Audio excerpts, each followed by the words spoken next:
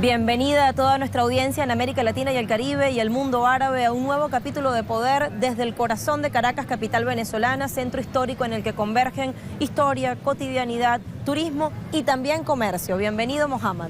Hola, Lucía. El segundo presidente de los Estados Unidos, John Adams, dijo: hay dos maneras de conquistar y esclavizar una nación. Una es con espada, la otra es con la deuda. La guerra económica y de divisas y el terrorismo económico son las armas que usan los Estados Unidos hoy contra cualquier fuerza que los enfrente en el mercado internacional. Asfixia económica y financiera, uno de los elementos de esa guerra no convencional, híbrida, multiforme, que se cierne sobre países no solo como Venezuela, Irán, Siria, Rusia, China, entre otros. Atacar o debilitar su signo monetario y acompañar esto de procesos hiperinflacionarios es uno de los objetivos del enemigo y es el tema que nos ocupa en este nuevo episodio. Comencemos nuestro episodio.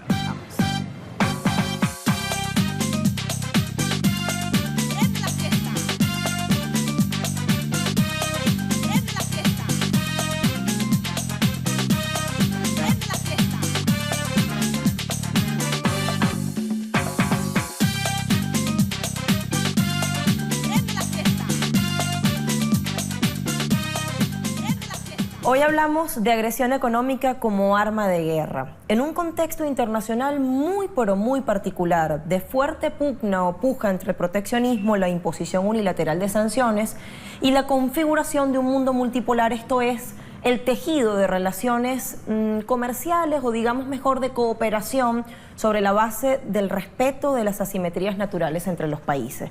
Para ello, en este episodio de Poder contamos con la presencia del ministro de Agricultura Productiva y Tierras de Venezuela, Wilmar Castro Soteldo, integrante del Gabinete Económico de este país suramericano. ¿Cómo está, ministro? Un placer tenerle. Muy bien, un saludo para todos los pueblos del mundo.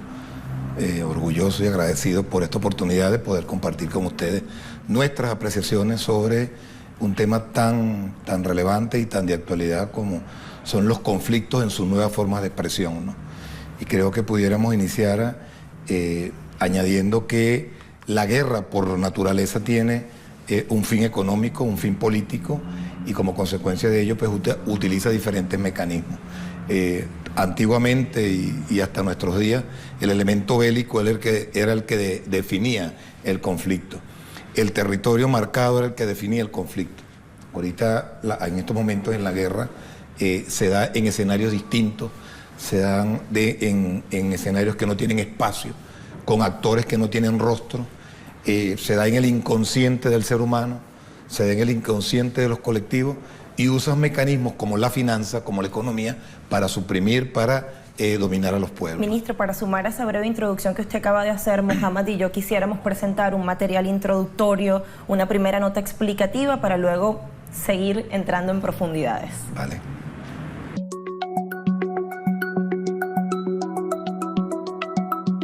Las sanciones económicas, la salida de los tratados de libre comercio y la imposición de tarifas aduaneras proteccionistas han sido características de la política estadounidense desde la llegada de Donald Trump a la Casa Blanca.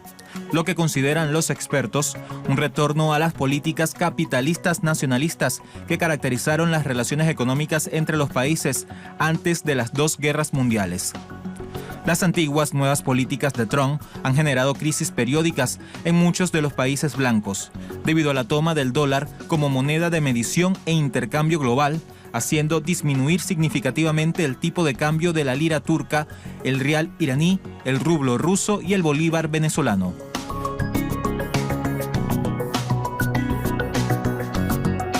Pero las políticas de Washington, que no diferencian entre aliados, competidores y enemigos, han causado una tendencia entre sus aliados más grandes a dejar de utilizar el dólar como moneda de intercambio, lo que es un paso difícil para todos los países que llevan dólares y títulos de deuda estadounidenses, principalmente China, Rusia y Turquía. Pero es la base estratégica de un mundo postdólar. El intercambio comercial entre China y Europa está llegando a niveles récord. Aumenta la cooperación ruso-asiática e incluso las relaciones entre Moscú y Bruselas se han vuelto más amistosas. Irán planifica intercambios con India, Irak y China, utilizando mecanismos diferentes que no incluyen el dólar. China llega hasta África con el modelo de desarrollo económico que promueve con contratos valorados en decenas de miles de millones de dólares, mientras que Washington es incapaz de hacer frente a estos cambios.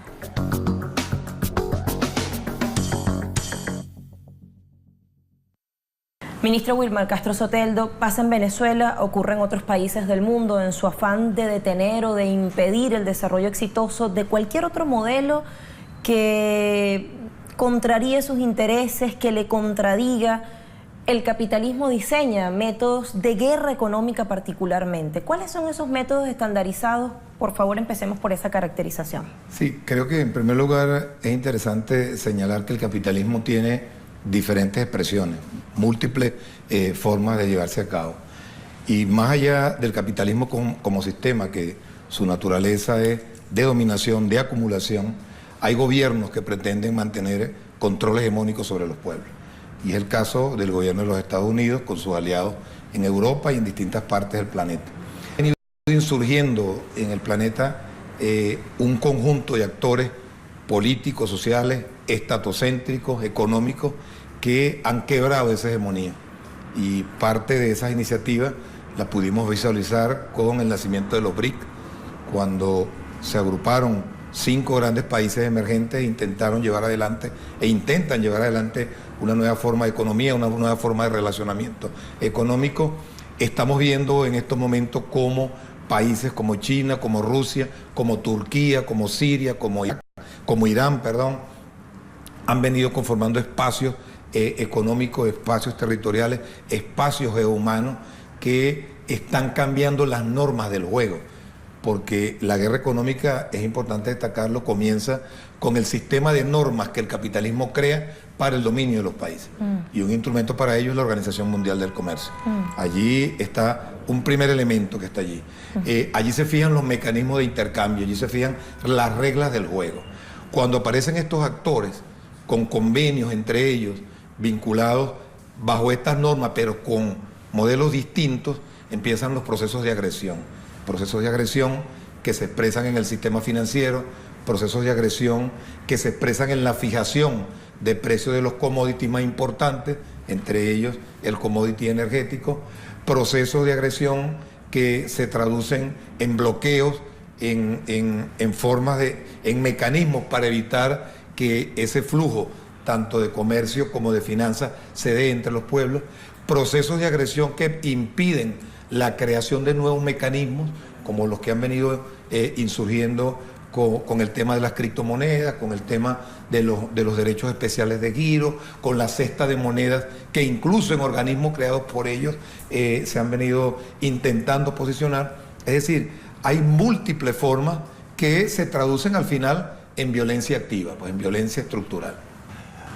En la Conferencia de las Naciones Unidas sobre Comercio y Desarrollo, el secretario general de la conferencia, el señor Mukisa Kituyi, dijo que la guerra económica es más sufrida por las economías más pobres y que amenaza la recuperación económica mundial, que es desde ya débil desde el comienzo de la crisis financiera global, que sucedió hace alrededor de una década. ¿Quién controla este gran sistema de economía y desarrollo? Bueno, el sistema terminan controlándolo los más poderosos, quienes tienen el dominio del mercado, quienes tienen el dominio de la finanza. Y yo creo que en ese sentido, ante el conjunto de imposiciones y de obstáculos que el gobierno de los Estados Unidos ha venido creando en algunos actores comerciales, gobiernos, países, la China insurge con una propuesta interesante para los pueblos del mundo de 2 maneras. En primer lugar, desde el punto de vista físico, con la creación de una infraestructura que permita la conectividad, especialmente de todo ese sector de pueblos emergentes de la Eurasia continental y de la Eurasia costera, y por otra parte también abriendo las posibilidades de mercado de estos países hacia su país. Ahora, ministro, la amenaza es real. Mientras Estados Unidos se resiste a perder su hegemonía histórica y se puede decir que en términos económicos y financieros atraviesa un momento crítico. Del otro lado de la acera, cuando miramos estos actores que empiezan a tener un papel protagónico, participativo, cada vez mayor en el tablero geopolítico internacional, ¿Qué recursos, qué bondades, qué armas, qué instrumentos tienen como fortaleza? Bueno, fíjate, yo creo que en ese sentido la revolución bolivariana, y me voy a permitir ir a la experiencia de mi país, ¿Cómo no? ha hecho aportes al mundo que pueden ser evaluados y están siendo evaluados con toda seguridad, ¿no? Un primer aporte que le da carácter de revolución a este proceso político y que es un mecanismo para enfrentar estas amenazas, tiene que ver con el tema del nuevo concepto de democracia, la democracia participativa y protagónica. Yo creo que ahí hay un arma fundamental que es la incorporación plena del pueblo como actor protagónico real que es, no como un invitado para que asuma lo que está pasando simplemente como un espectador, sino como actor protagónico que lo coloca en el centro de la batalla, una batalla pacífica que decimos nosotros, porque ese es otro aporte que deriva de esto.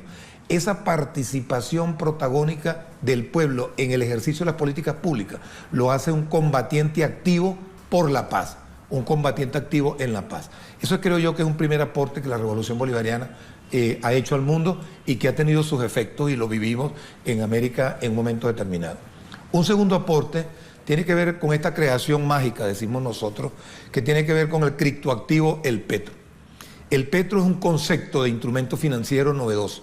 Es un concepto que de alguna forma coloca a los pueblos del mundo la posibilidad de construir una divisa, una moneda convertible con el valor de sus commodities más importantes. En el caso particular nuestro, el petróleo. Pero pudiera un país que tiene riqueza en gas, en oro, en diamantes, en agricultura incluso, tener allí commodities que puedan servir de soporte a este criptoactivo.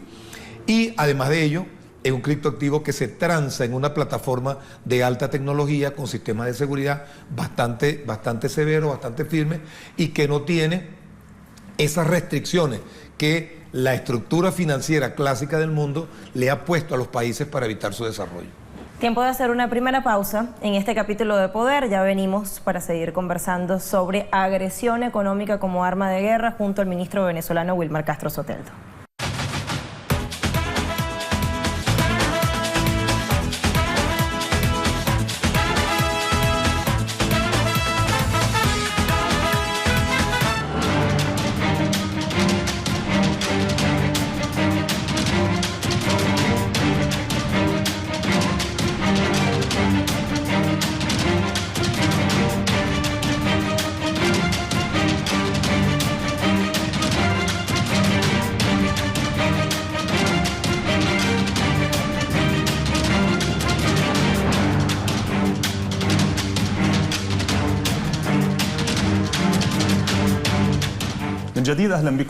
Bienvenidos nuevamente a este episodio de Poder. Señor Wilmar, la guerra de divisas es parte de una guerra integral política, militar y mediática que hace el presidente estadounidense Donald Trump contra países como Turquía, Irán y Venezuela, con el fin de golpear su economía y su moneda. A nivel masivo, ataca las bases de comercio internacional al imponer tarifas aduaneras a economías europeas y a China.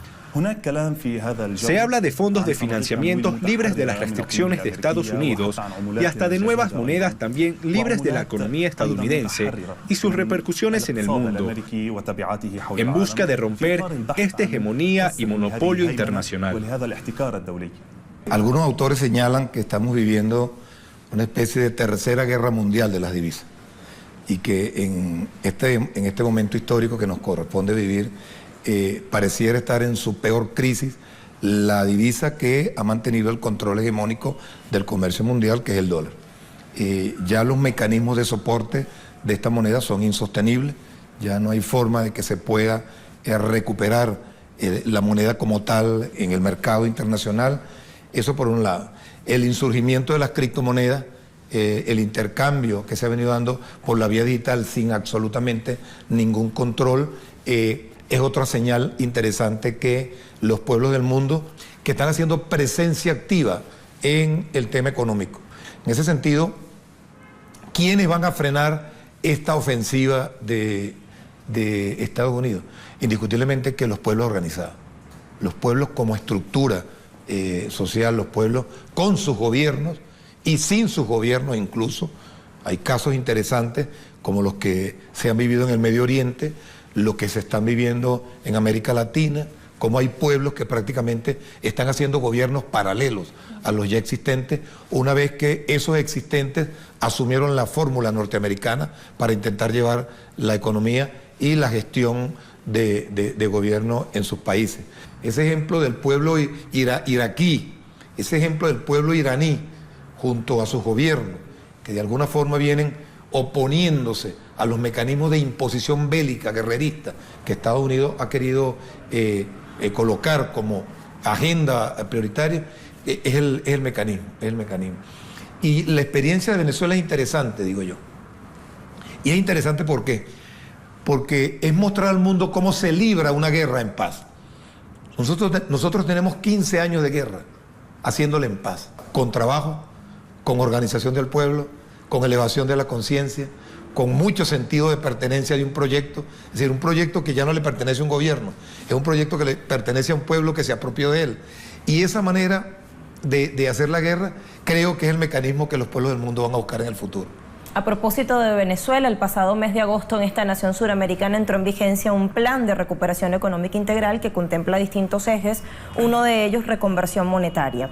El presidente Nicolás Maduro ha dicho, se trata de hacer que emerja una nueva economía en el país. Es una oportunidad dorada que tenemos que aprovechar todos los venezolanos. Y es una forma de salirle al paso a esta guerra que venimos caracterizando como guerra híbrida, como guerra multiforme. Vamos a seguir describiendo ese contexto internacional en el cual se inscribe esto que estamos contando. El pasado mes de julio, el presidente Nicolás Maduro anunció un conjunto de medidas enmarcadas en el Plan Nacional de Recuperación Económica.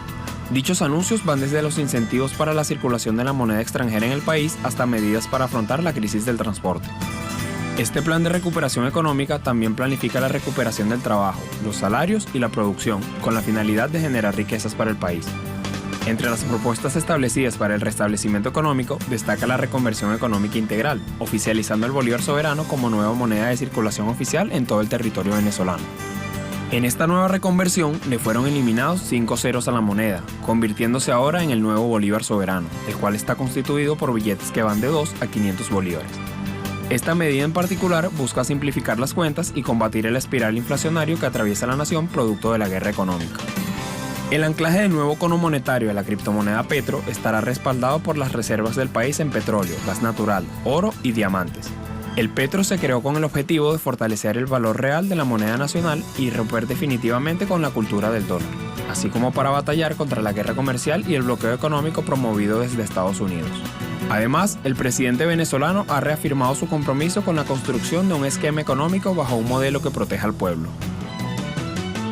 Ministro Wilmar Castro Soteldo, en lo que respecta particularmente a Venezuela, ¿qué es lo neurálgico, qué es lo medular de este plan? ¿Ha empezado en este tiempo de aplicación a surtir los efectos esperados o es muy pronto para saberlo? Este es un plan que se concibió para ser valorado día a día. Necesario era medir día a día y seguir midiendo día a día el impacto. Por una razón muy sencilla, porque es un plan que se abordó de manera multifactorial también y multidimensional. Es decir, se atendieron todas las aristas que pueden conformar una nueva economía en el mundo y que no obedeció a ninguna receta en especial de algún organismo internacional, no. Simplemente tomamos experiencias de distintos países, tomamos experiencias de algunas organizaciones multilaterales, algunas organizaciones supranacionales y aplicamos la realidad venezolana, la especificidad venezolana. Nos propusimos un esquema que le permitiese al pueblo venezolano, a todo el pueblo venezolano, incorporarse en todas las actividades productivas que pudieran ser factibles. 15 grandes sectores definió en principio el compañero presidente. Surgió un nuevo sector, el sector de la criptofinanza, los criptoactivos, las criptofinanzas, la moneda digital, una moneda soportada en un commodity, el petróleo, en una materia prima. La primera moneda digital del petróleo, pudiéramos llamarla. Y una primera acción que era necesario llevar adelante era el control de todos los indicadores de la macroeconomía. Una reconversión monetaria que se ancla a una moneda que no es el dólar. Se ancla a una moneda que es nuestra, a una moneda convertible que es nuestra, el petro. Es decir, el anclaje de una moneda local, el bolívar soberano, a una moneda convertible nuestra, que es la moneda de transar a nivel internacional, cuyo valor lo define el commodity, en este caso el petróleo, pero nos ha permitido darle estabilidad, una estabilidad a la moneda local, A esto hay que añadir, para algunos pueblos del mundo que con toda seguridad no lo saben, que nosotros hemos estado viviendo un robo permanente de nuestro papel moneda, que creo que no sé si en otro país eso se haya dado, ¿no?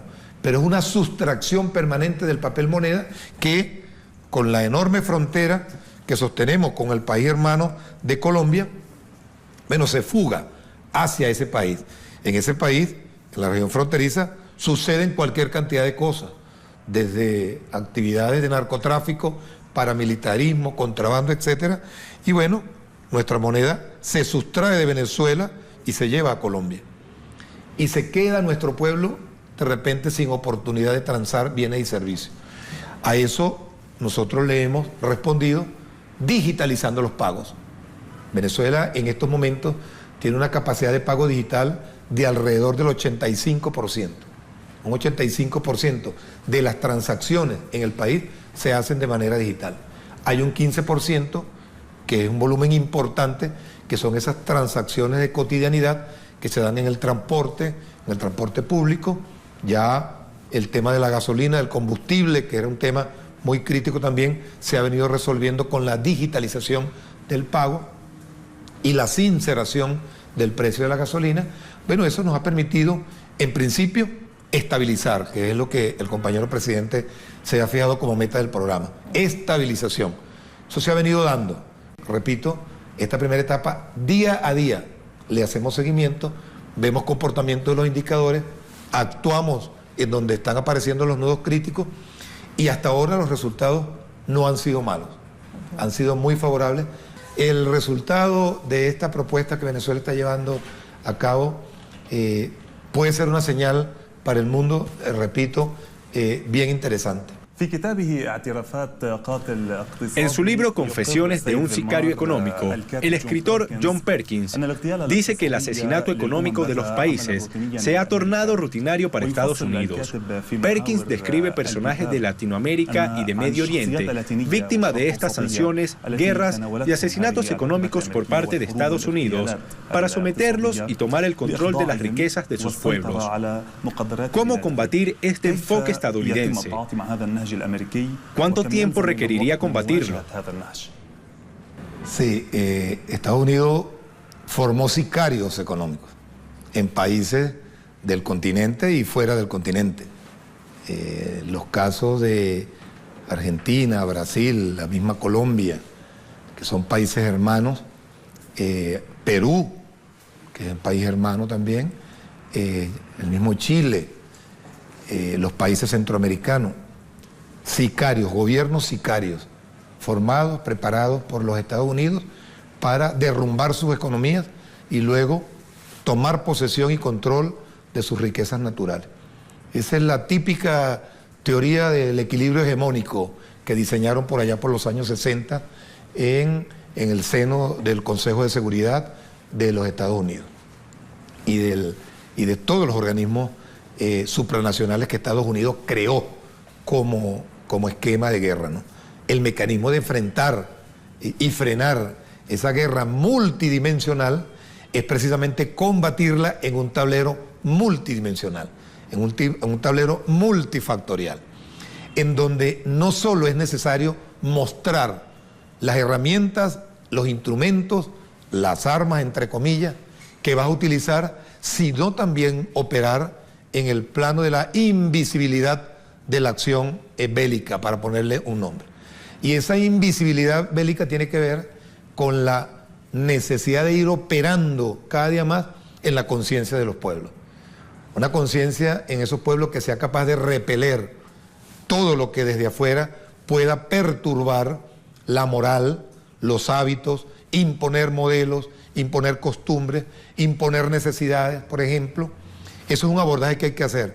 Un abordaje que tiene carácter estratégico, pero tiene carácter táctico también, porque tiene que ver con el comportamiento diario que ese individuo en su sociedad, en su pequeño grupo, en su familia, hace diariamente. Eso es importante destacarlo. Y allí un debate interesante entre lo que es el poder, que valga la reflexión en torno al nombre de este maravilloso programa. El poder, uno de sus postulados, de acuerdo a Gilles Deleuze, es el postulado de la propiedad. El poder no le pertenece a nadie. El poder se ejerce. Y si tú no tienes capacidad de ejercerlo, entonces no lo tienes. Y eso es lo que se ha venido dando. Estados Unidos siempre creyó que tenía el poder y ha intentado usarlo. Los pueblos del mundo le han respondido. Somos nosotros quienes ejercemos el poder. Entonces la respuesta está en quién ejerce el poder. Y ese poder indiscutiblemente lo deben hacer los pueblos del mundo, que son los hacedores del poder. Porque son ellos quienes, de manera organizada, actúan y evolucionan sobre los eventos a los cuales se enfrentan. Y esos pueblos que aparecen, que parecieran ser sumisos, se han tornado eternamente rebeldes. Esa es la respuesta. Muchísimas gracias, ministro Castro Soteldo, por atender a nuestra llamada y por ofrecernos estas consideraciones y este análisis. Gracias, señor Wilmar. Gracias. Chao, ministro. Muchísimas gracias. Mohammad, este capítulo de Poder nos deja una prueba más de cómo economía, política y sociedad se interrelacionan o determinan entre sí, de cómo el enemigo hace de lo económico-financiero una de sus armas letales para desestabilizar y generar malestar social. Pero también es una demostración de que urge la ruptura de la hegemonía del dólar y el fortalecimiento de mecanismos de cooperación y desarrollo compartido en un mundo pluripolar.